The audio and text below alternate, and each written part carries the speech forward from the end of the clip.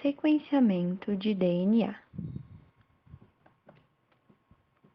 O que é sequenciamento? É o processo de determinação da sequência de bases nucleotídicas adenina, timinas, citosinas e guaninas em um pedaço de DNA.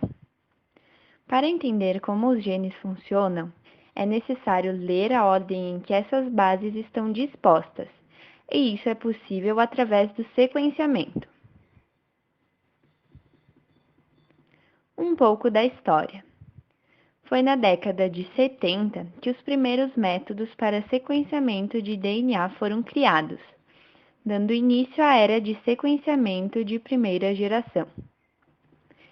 Utilizava-se a técnica de separação de polinucleotídeos por comprimento através da eletroforese em gel, em dois diferentes protocolos: o método de sequenciamento químico de Alan Maxam e Walter Gilbert, e o sistema de Alan Coulson e Frederick Sanger.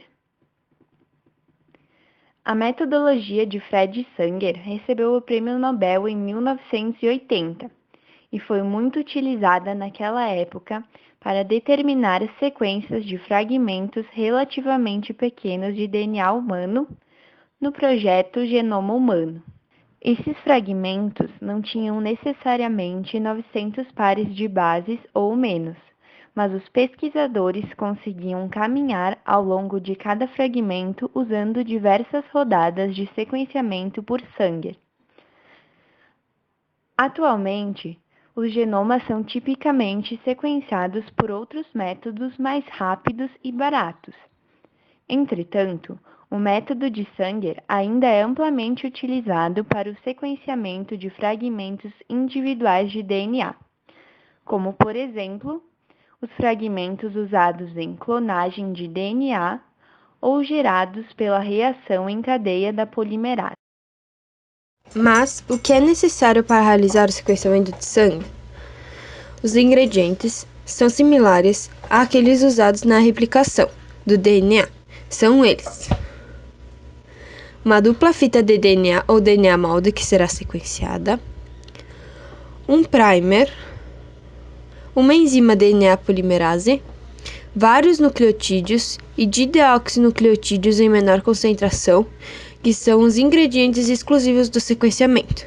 Esses componentes serão adicionados ao microtubo com o auxílio de um micropipetador.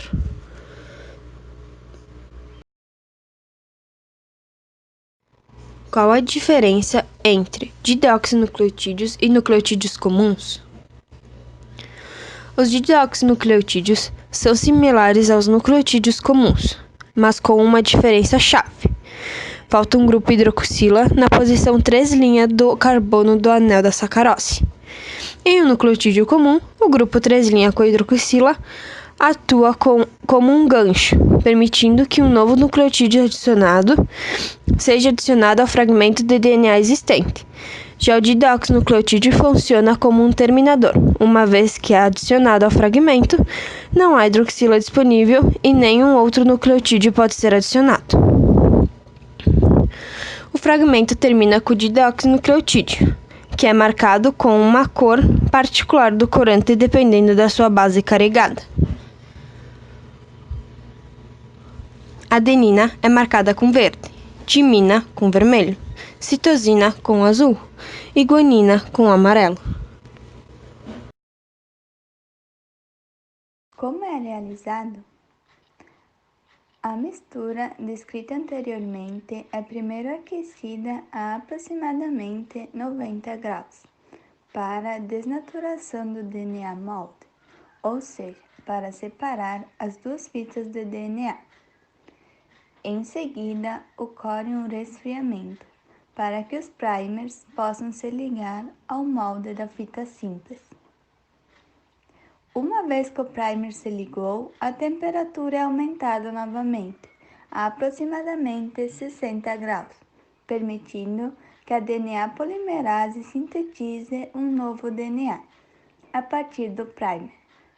Esse é o processo de extensão, onde os nucleotídeos vão sendo incorporados na fita, até um dioxinucleotídeo terminador se ligar. Assim, a DNA polimerase não consegue mais incorporar novos nucleotídeos na mesma fita.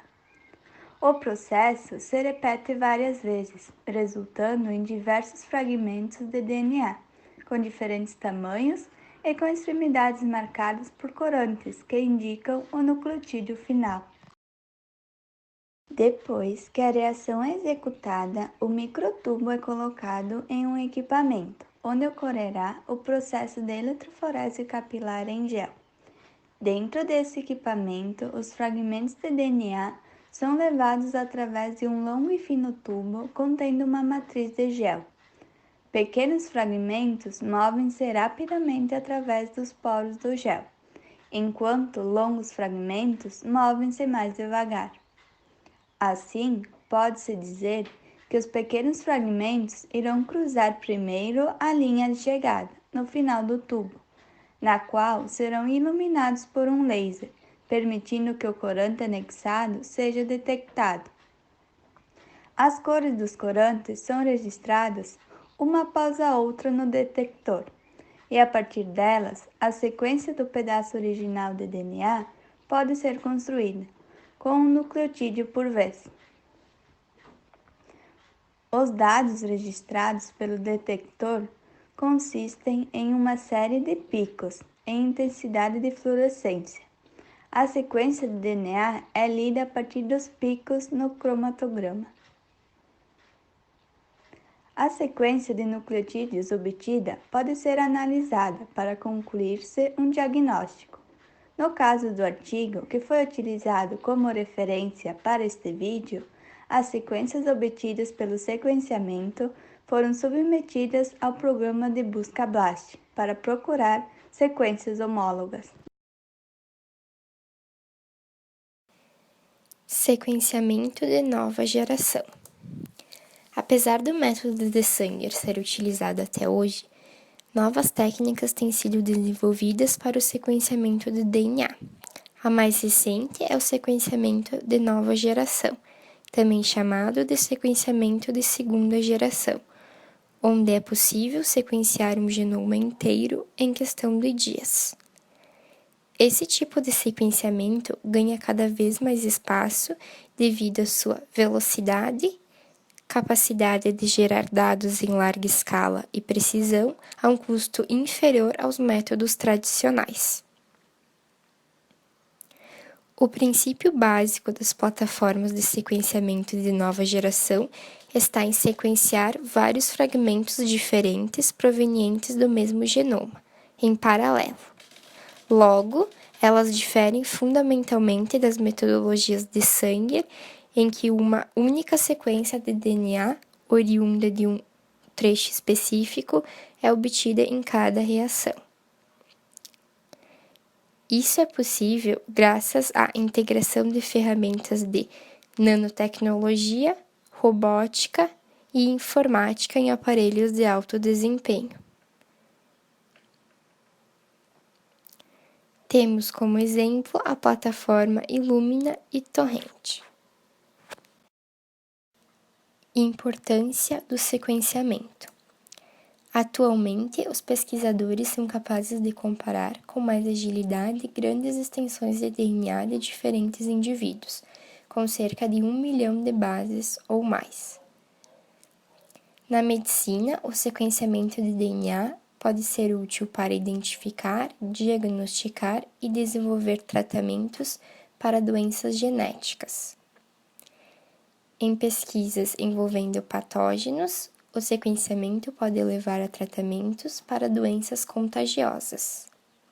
Da mesma forma, é possível determinar todo o conjunto de micro-organismos presentes em um ambiente, ou seja, o microbioma, a partir do sequenciamento de todo o DNA ali encontrado, como é o caso do artigo referido anteriormente, que além de realizar uma avaliação microbiológica, identificou molecularmente os isolados de equipamentos e superfícies na unidade de alimentação e nutrição de um hospital, onde os resultados obtidos demonstraram que as condições higiênicas estavam inadequadas.